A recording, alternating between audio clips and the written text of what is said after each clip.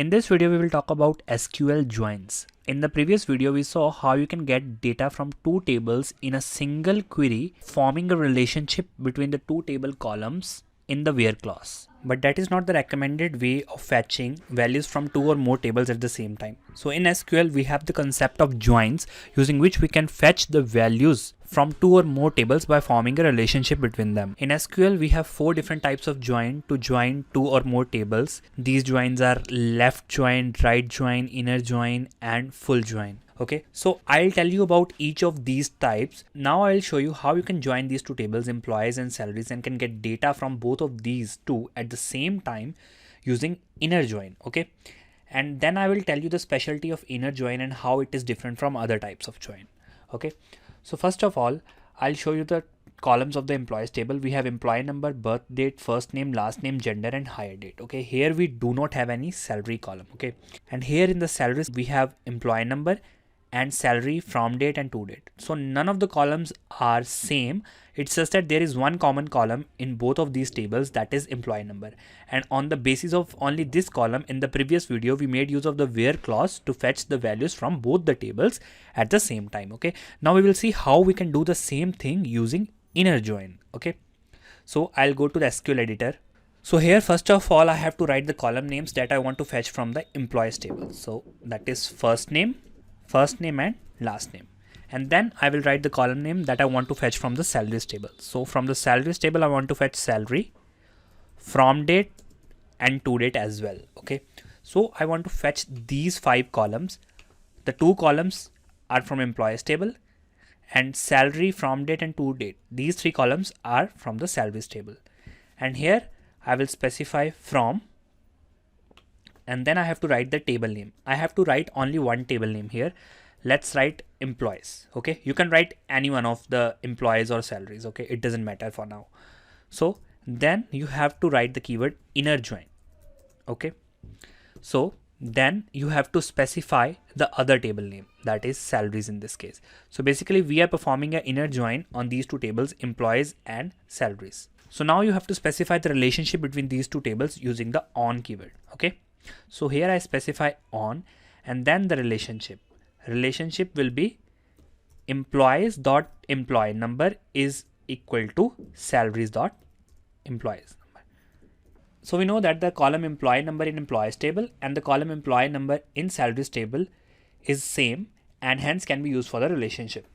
Now I will run this query. So now you can see the columns first name and last name are fetched from the employees table, and the columns salary, from date, and to date are fetched from the salaries table. Okay, so this way the inner join works. Okay, so let me modify the query.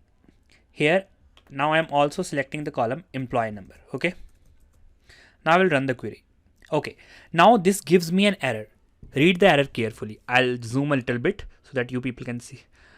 So here you can read the error. Column employee number in the field list is ambiguous. So this is an important error, and you should keep this thing in mind, that column names, if are same in the two tables, will give this kind of errors, ambiguity error. Okay, this error is because the table employees also have the column employee number, and the table salaries also have the column employee number. Okay, SQL find it ambiguous and cannot resolve that from which particular table you want to pick up this column. So here you can specify either from employees and salary, doesn't matter, but in many more complex cases it really matters. Okay, so you can also specify the employees table or salaries table references for the other columns, but it is not required because there is no first name column in both the tables. Okay, there is first name column in one table only. Okay, so that's why here explicit reference to the table name is not required. Okay, here it is required. Okay, so that's the query, and let me just run this query, and now you can see the employee number column as well. So now let me just change the number of rows here to 100. Okay, so here you can see the employee number 10001, 10002, 10003, 10004, 10005. Okay, now for a purpose, what I will do is I will delete the salaries of the employees 10001 and 10003. Okay, I am doing it for a purpose to distinguish between the different joins. So let me do that.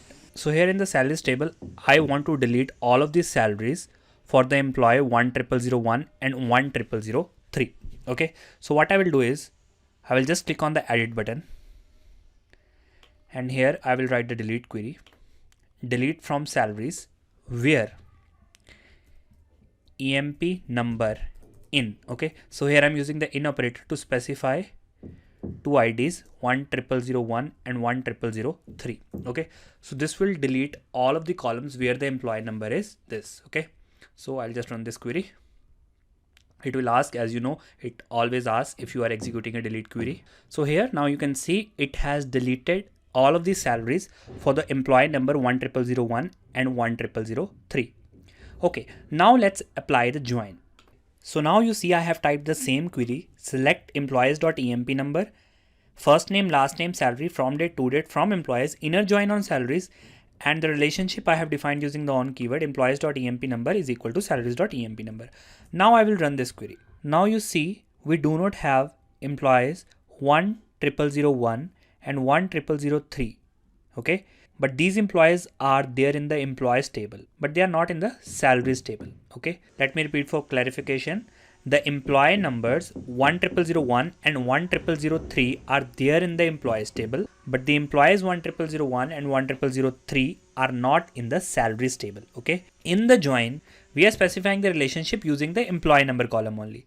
So what inner join do? Inner join will only pick up those values in the result set that are contained in both the tables. Okay, so the common values in both the tables it will pick up. Okay, it's not that if it is there in one table, okay, it will pick up. Okay, so it will only pick up if the values are there in both the tables. Okay, now let us understand left join by making a small change only. Okay, so instead of inner join I am just putting left join. So the first table is left table, and the table that we specify here is the right table. So in our case, employees is the left table and salaries is the right table. Okay, so now let's check what is the result set of this query.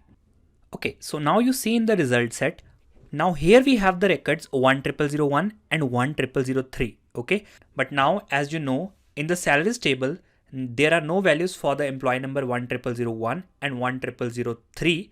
Therefore the values of the salary column, from date and to date column for these two records 10001 and 10003 is null. Null means there is no value. We have already discussed about null in one of the previous videos in this course. So this is the difference between inner join and left join. The inner join will not show the records if they are not in the both the tables, but left join will show the records from the left table as well as the common records. Okay, so in our case the left table was employees and hence it is showing null records for the right table. Now this way only we will understand the concept of right join as well. So if I write right here, right, I just replaced left with right. Now I will run this. Now you see we don't have the values for 10001 and 10003. Okay, but now what I will do is I will make the left table right and right table left. Okay, a little bit confusing, but it will serve the purpose of understanding. Okay, salaries and employees. So I made the left table right and right table left. Okay, now we will check the result. So you see now we get the values as we were getting during the left join, but now the difference is that we have made the left table right and right table left. So what I want to explain you here is inner join as defined by the name inner, okay, will only pick up those values in the result set which are contained in both the tables. Okay, left join will pick up all the values which are contained in both the tables as well as all of the values that are in the left table. Okay, and right join will pick up all of the values that are common and as well as all of the values that are there in the right table. Okay, so this is all about inner join, left join and right join. In general, SQL has full outer join as well, but in MySQL there is no full or full outer join. Okay, but we can find out the result set of full join in MySQL by making use of the union keyword. Okay, so we will find first of all left join and then we will find right join and then we will union the results. I will just show you with the help of example. So here you can see I have applied the left join and here I have applied the right join, and between these two queries I will use the union operator. Okay, that's it. This will give me the full join result.